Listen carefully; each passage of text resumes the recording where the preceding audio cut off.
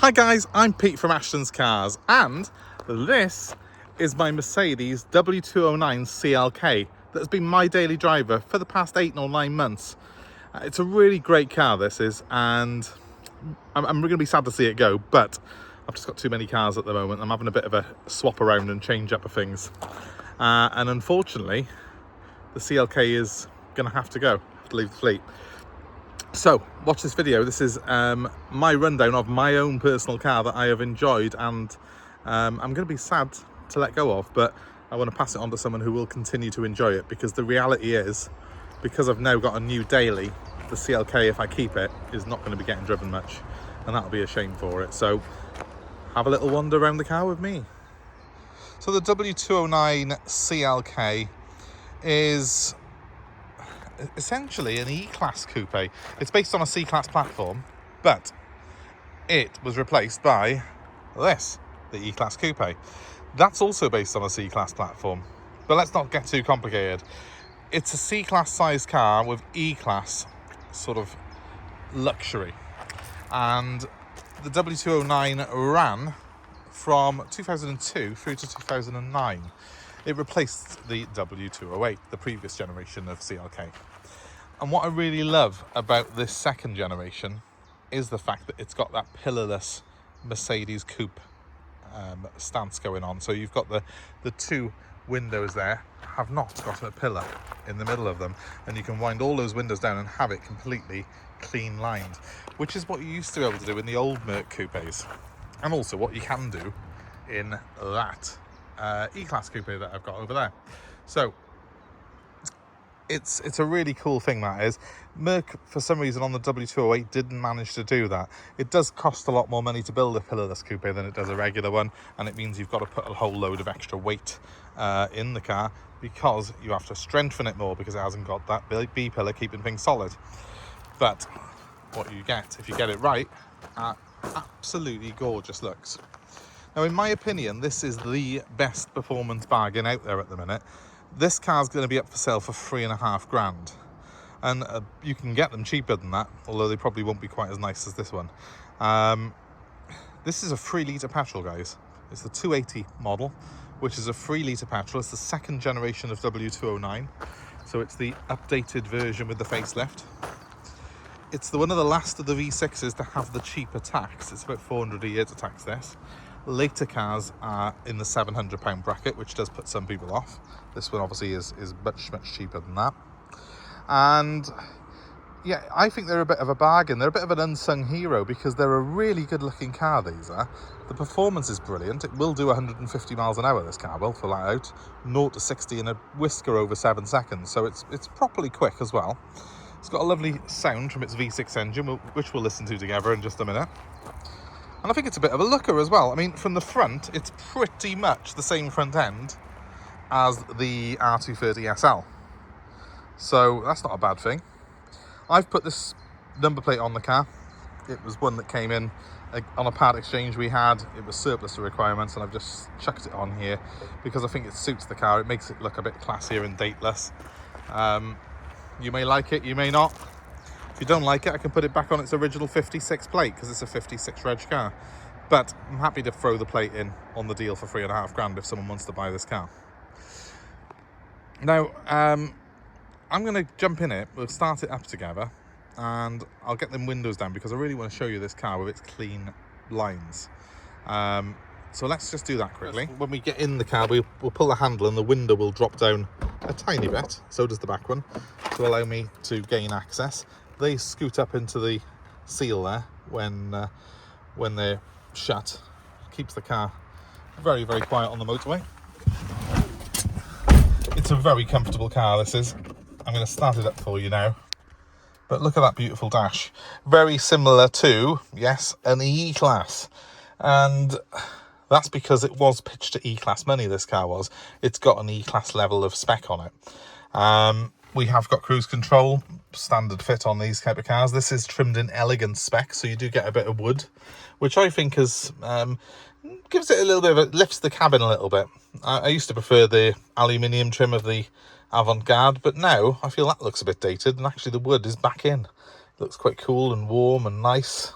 We could have a little log fire going on in the back, in the corner there. It would look quite cozy in here, I think. We've got heated seats. We've got head restraints that pop up and down in the rear. We've got a full electric glass sunroof, which I've just had a recall on at Mercedes, because Merc still do the recalls on these, and it's just had a full health check at Merc as well, along with its B service. That's the major one. So I've just had all that done in the last week before I put it up for sale. And it's also got the belt buckler. How about that? Close the door, it passes you your seatbelt. Very dignified, isn't it? Let's start the car up. So there you have 121,000 miles. Beautifully smooth engine. Let's just give it a very quick rev. I'll just turn the aircon down a little bit so you've got a little less background noise. Can you hear how smooth that is? It's absolutely like silk, this engine. Beautiful. Now we've got electric windows front and rear, and I'm going to drop all of them because I want to show you the advantage of this pillarless coupe design. So look at that. Look at the clean lines, guys. It's absolutely fantastic. So much fresh air. Put the sunroof back as well. It's almost like having a convertible. There's so much fresh air coming into this cabin. So what have I got here? Well, standard 4-spoke leather trimmed steering wheel with adjustment for height, fire, and electric joystick by here. Look at that. When I take the key out, it will go up to allow me easy access in and out of the car. The cruise control and speed limiter are typical Mercedes. They're on the stalk there. We've got a built-in phone system. This has actually got Bluetooth. There is inside here a little Bluetooth gubbings thing I can't get to now because it's locked, but there is a Bluetooth sensor inside there. The Bluetooth on this car works brilliantly. 2006, 20 years old, and yet the Bluetooth on this car is better than a lot of newer cars that I have in stock, so all credit to that. Any minus things in here? Well, the only one I would say is my car has not got a cup holder. You can buy a cup holder that fits in there, but mine hasn't got it, and that makes me a little bit sad. But apart from that, it's brilliant. It's got electric memory seats as well, full adjustment on this switch by here on the door. Even the headrests, I think you can move electrically on this car. Yes, you can. That's crazy. The amount of spec it's got is just nuts. And we have got a selectable sport mode on the gearbox. You've got C, which is comfort, S, which is sport, and you've got a manual Tiptronic function for back and forth, which you use the stick for if you wish to. It's got navigation as well, but it's very, very much out of date, and it's run via disk. So instead, I've just got a cordless charger there for my phone, and I'm able to charge my phone and use Waze navigation as I drive along. Well, I've got parking sensors as well, front and rear. They come up on the bars by there. They are temperamental, I'm not going to lie. I turn them on. At the moment, they're permanently on. Again, tomorrow they'll work. It's a weird one. So because it works some of the time, I haven't changed the sensor on it. There is obviously a dodgy sensor somewhere on it. But it has got sensors front and rear, and when they do work, they are quite handy. But I don't really feel a massive need for them. This is a nice sized car, you see. It's quite manageable. It's quite easy to drive, this car is. And that's why I've been dailying it. Now, you're going to ask me what does it do to the gallon? And I'm going to be brutally honest with you. Because I do a lot of miles. And that's one of the reasons I'm selling this car. It's not horrendous on fuel. It does about 30 to the gallon. If you're going to go around town, it does about 26, 27 on a good day. If you're on a very long run, you might get 33, 34 to the gallon out of it. You won't get more than that. It is a 3-litre petrol, guys, so it's not going to be as good on fuel as a 520 diesel BMW. And that's what I've bought to replace it. I'm just doing so many miles, and it's not fair on this car to do that sort of miles anyway, that I'm doing, because I can do 1,000 miles a week. So that's why it's got to go. I've got a bit of a commute, and I do use it for work purposes as well. So, yeah, sadly, that's why it's up for grabs. But I'm going to sorely miss this car, because as nice as my 520 diesel is, it does not make this sound. It does not have the same classy feel of this car with the coupe looks and the pillarless design. It's just, well, let's have a look outside. Let me show you it properly. See guys, this is why I like this car. Look at that. The looks of a pillarless coupe, low slung, nice long bonnet, shorter tail. To me, one of the classiest cars out there. Certainly one of the classiest cars you can buy for less than £4 isn't it? Come on. I have put new brakes on it, front and rear, since I've had it. I've probably only done, I think I've probably only done about 7,000 miles in the car since I bought it, because I was using my Prado quite a lot as well, but I've sold that already. As I say, I'm having a bit of a reshuffle with my own personal cars. So it hasn't really had a lot of hard work since I bought it, really. We have got 17-inch wheels on this because it's the Elegance. Now you can get the avant-garde model, which has got 18s and it has got sports suspension. But as nice as they look, I prefer the Elegance because it's more comfortable. It's got a little bit more sidewall on the tyres. It's a little bit more forgiving. When you're going over our potholed roads here in South Wales, you are glad of that extra bit of suspension travel and that extra bit of sidewall on your tyres to protect your wheels. I've seen all too many Mercs with buckled alloy wheels, but when you buy an Elegance spec like this, you tend not to have the problem. The colour is a really nice silver. I'm not quite sure of the name of it. If someone wants to jump in the comments and let us know. It kind of has a bluey tinge to it in certain lights. I've purposely decided to do this video on a sort of duller day, so as it doesn't sort of play too many tricks with you on the light. So you're seeing it a bit more, colour tends to work better on a duller day, basically on a cloudy day. You get a more true look at the car. Now, I will point out, I know this car well because I've washed it and waxed it quite a few times. There are 1 or 2 marks on it. It is 20 years old. Let me show you them. Look. There is a touch-in, a very small touch-in. You can't really see it if you stand 2 paces back, but it's there. And there's also a very similar one at the front.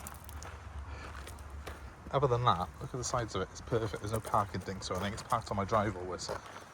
There's the one on the front. That is the extent of 20 years of wear on my Mercedes. And because this is an old school Merc, normally aspirated engine, no turbos. Yes, it has got a timing chain. No, it doesn't need replacing. These don't have that problem. These are proper old school. Let's just pop the bonnet on it. I've sold so many of these over the years and never really had a bad one. And I sold this one previously. If you look hard on our channel, you'll find a video from about 2.5, 3 years ago where I sold this car before. And I said to the chap who had it off me, I said, look, this is a really nice car and I quite fancy keeping it, but I'm selling it. And if you decide to sell it on yourself, give me first option, give me first refusal. So guess what? He had it for 2 years, he enjoyed it, and then last year he decided he wanted to buy a classic car. So this was up for grabs, and he did keep to his word, and he rang me and gave me first refusal, and I agreed a deal to buy it for myself. Not as a sales car, but for myself. And I'm glad I did that. I really enjoyed using it and owning it for the last year. And as I say, if it wasn't for the fact I'm going to be doing a lot more miles, because I'm going down to just 1 daily, I would be keeping it. I was splitting my mileage between 3 cars up until very recently. But I'm getting married and I can't afford to keep that many cars, honestly. So I've had to go for something a bit more practical. But look at that, V6, pushed back quite a long way behind the bonnet. We've got quite a lot of space between the nose and that engine to give it good weight distribution. And it's an absolute masterpiece of an engine, it really is. This car is actually more powerful than the older 320 model, so don't be fooled into thinking because it's got a 280 badge. They did a 320, which was the older generation, slightly different shaped grille on that, which is how you can tell. Those cars are, I think, about 216 horsepower, and this one's got 227. Or that's got 220 and this has got 230. It's something along those lines. It's got about 10 horsepower more, this car has. They did a 350 engine as well, which is just a beefed up version of this. and that sort of, that and this replaced the 320 between them. But they are a much smoother engine in my experience. And of course, the main thing in a car this age is how has it been looked after. Well, this one has, I bought it with full service history, and I did go slightly over the interval, I will be honest, a bit naughty by a few months, but I've just had Mercedes-Benz of Bridgend do a comprehensive service on this car, and they have gone right the way through it. I spent over 400 quid on the service alone, but I did then have the outstanding recall done, which was for the sunroof, believe it or not. Don't really understand what the issue was with some of them, but apparently there was something to do with the bonding on the sunroofs on some cars. So that's been checked and it passed. So there's no outstanding recalls on it, no outstanding servicing, and that was all done last week as I'm recording this video now at the end of June. So it was it's all been done by Merc. The car's not really going to do a huge amount of mileage now between now and when it's sold. Now let me just show you. Let's get the key out. I've left the key in the car. Now I have got 2 keys for this car as well. So when you lock the car, like so, the mirrors will fold in. Like so. In the back, it's a 2+2, but there's quite a bit of room. Look behind my seat, and I have my seat quite a long way back. You will excuse, there is a bit of my own junk in here. Some ruche leather down the sides, very nice. Look at that. That's so early 2000s Mercedes, isn't it? But it does feel really luxurious, really specky. And it's just a nice place to be, this car is. Really pleasant place to be. And as I say, this one is, I think, one of the nicest ones of its type around. I'm on the W209 Facebook page on there, and I see a lot of cars on there. Some of them are looking a bit tired now. Some of them have got the rust on the arches and stuff. Mine has not got a single bit of rust. And as I say, all the brakes are new on it. The tyres have done less than 5,000 miles. And the servicing's all up to date. And I don't think there's that many of this age that can say that. Not much more to tell you, really. It's a really pretty car. I've enjoyed it. I want to sell it to someone who will enjoy it.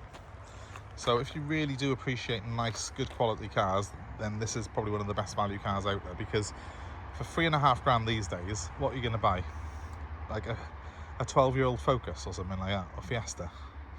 Or you could have a real quality Mercedes like that and keep the plate on it, because it's ageless then. No one will think of it as 20 years old, this car. And in 10 years' time, it'll probably be going up in value, if not before. Because sooner or later, people are going to realise that these were like a golden era of car, these mid-2000 ones. And once they've got sick of EVs and sick of modern ADAS systems, people will want to go back to a car like this. That's what I think anyway. If that's you, if you're interested in it, give me a call. 07932 873 646 is my number. And if you are calling, please be someone who really does appreciate these cars, because I'm not going to sell it to just anyone. I want it to go to a good home, this car is. It's been a good car to me, and I am going to genuinely miss it. I'm going to miss its performance, I'm going to miss its comfort, I'm going to miss the fact that it will effortlessly cruise all day at 70, 80 miles an hour. You could literally do 150 on the Autobahn in this car with no worries at all. And yet it costs so little. So yeah, someone who appreciates good cars. If you're on a budget and you want a good quality, high performance luxury coupe, CLK W209, my personal favourite. Thanks for watching, guys. Have a great day wherever you are. Please give us a like, share, subscribe. We've got loads of cars, as you can see behind me. Lots of stuff in stock, lots of stuff going on the channel at the moment.